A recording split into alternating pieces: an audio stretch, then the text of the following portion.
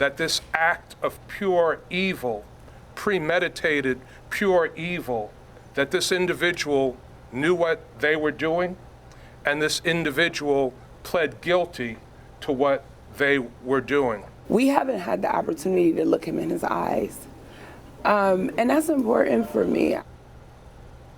Tonight, the man who murdered 10 of our friends and neighbors in an act of hatred more than 6 months ago has pleaded guilty to the crime.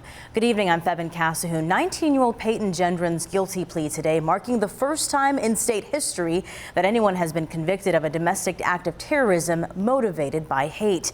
Now, he now awaits a mandatory life sentence without the possibility of parole on those charges. This along with 10 counts of first-degree murder, attempted murder as a hate crime, and a criminal weapon possession. And his parents responding to his guilty plea in a statement this evening saying, quote, "With today's plea of guilty, he will be held accountable for his actions. Our hearts are broken over the devastation he has caused to the innocent victims he killed and wounded, their families, and the African-American community in Buffalo and beyond."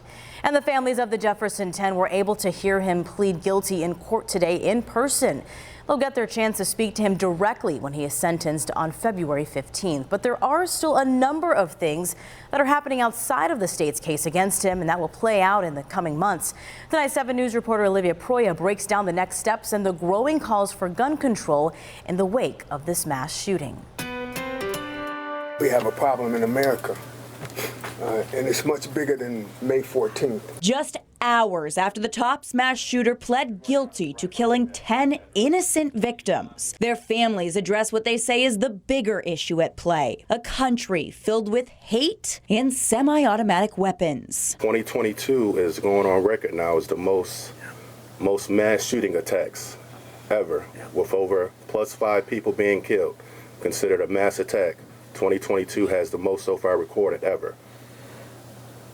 You will have government not necessarily putting semi-automatic rifles at the top of the agenda. In the months after the May 14th attack, another string of mass shootings has swept the United States, nearly all involving assault weapons. Ask yourself, what kind of nation are we that this is allowed? Ask yourself, why are guns on the street that can take so many people's lives in 2 minutes and 3 seconds? 10 people killed, 3 of them injured. Leaders in Buffalo are asking the same questions. Do we need sensible changes to gun policies? Absolutely. There's no reason that Americans need assault weapons. The weapon of choice in many of these mass killings that we have seen in our country are assault weapons. Assault weapons are nothing but a vein in our existence. They are for one purpose and one purpose only. We have seen what they can do. We have seen what they've done. And it's time to get some sensible change. So the surviving victims and city leaders are both calling upon politicians at the federal level to do the same thing. Do their jobs. I mean, their jobs are to support us, to protect us, and to speak truth to power, and not take money from gun lobbies and all the other persons and entities that they get money from, and hold their interests above the people's interests. I want them to do what's right. To do what's right before it's too late, if it's not already. America is not going to survive. And if you pay attention, it's dying as we speak. Powerful words coming from one of the most vocal family members of the Jefferson 10.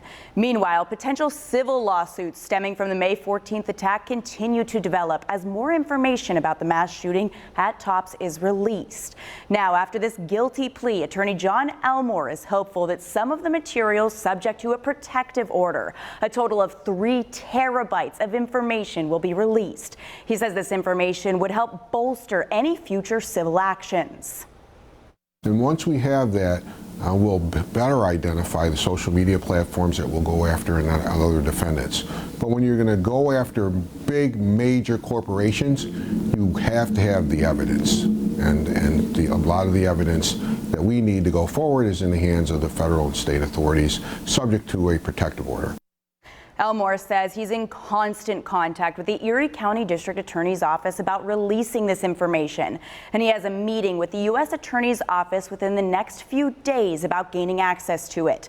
He says potential defendants include social media platforms, Remington, the manufacturer of the body armor, the owner of the gun store, and the shooter's parents.